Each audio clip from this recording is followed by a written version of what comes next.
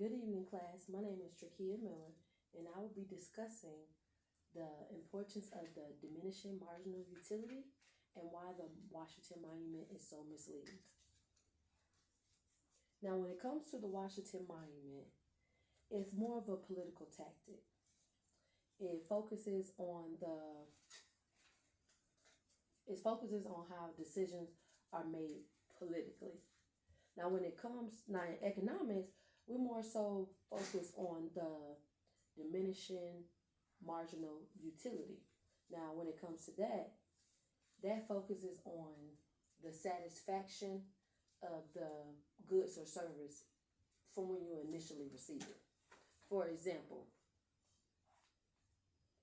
I'm gonna use sweet potato pie as an example. Who don't love a good sweet potato pie? Now, technically, sweet potato pie is made in November, in around Thanksgiving and Christmas. So let's just say you've been waiting all month for this, all year for this sweet potato pie. So November comes along, we're in September, so we wait 2 months and then we're in November. Let's just say we jump to November. So a sweet potato pie contains about 6 slices. So you finally get your sweet potato pie. The first slice is good. Hit the spot, it's really good. The second slice is delicious. What do they call it? Blessing is blessing, as they say.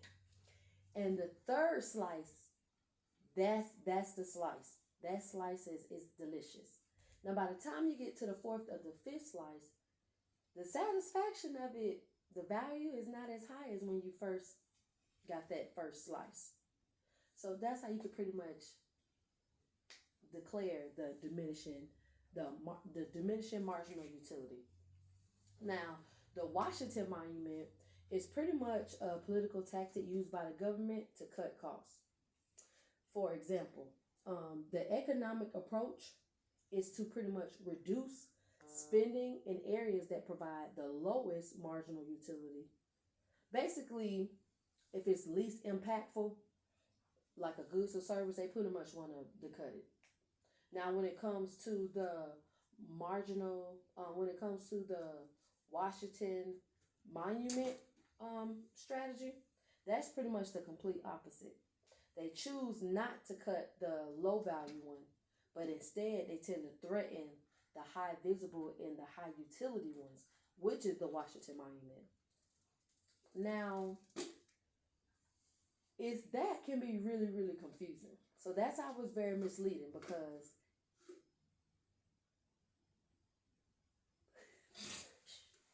it's very misleading because not does it tells the impression of what the budget cuts, it eliminates pretty much the essential and high value services of goods, which in reality, the truth is that the rational economics response is to pretty much protest these services instead of cutting them across, which they are lower liabilities. So if you think about it like this, the diminishing marginal utility is pretty much a strategic tactic that they pretty much use.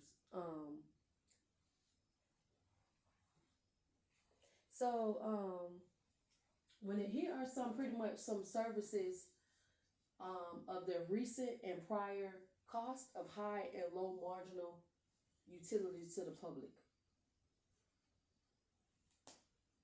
So right here are some government examples. We have the emergency department, and in 2023, they use about $947 billion. $947 billion.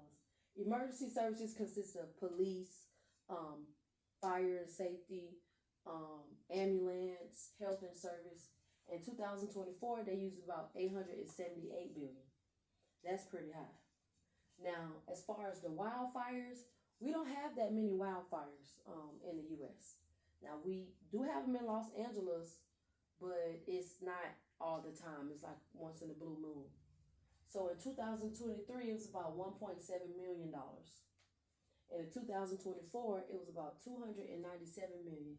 And it jumped up because of the last wildfire we just had in Los Angeles. That was pretty bad. Now, when it comes to public education, they're at for in 2023 they're at 947 billion, as well as in 2024 895.6 billion. Now, when it comes to public education, of course, that is going to be the highest. And that's going to be the highest because this is kindergarten through 12. That's just that alone. You know, us adults, even though we're not in 12th grade or kindergarten through 12th grade, we're still learning. We're learning in college. We're learning at work. There's trainings we have to do.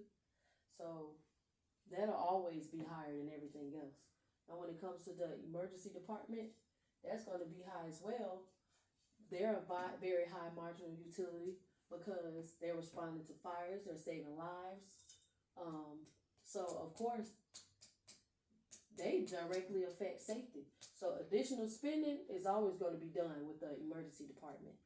The wildfires, they're about a high to a medium, and that's because we don't always, have to let out fires as often as we do with the emergency department and the public education.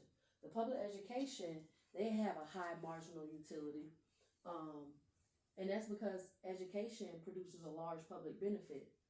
Future productivity, citizenship, lower crime. The more education you know, the lower the crime rates are. Now, for example, a high marginal utility to the public would be like we said, police, ambulance. So they're going to spend more money on that. The more money they spend, reduce crime in the high crime areas. Now, money is spent on keeping these communities safe, which tend to yield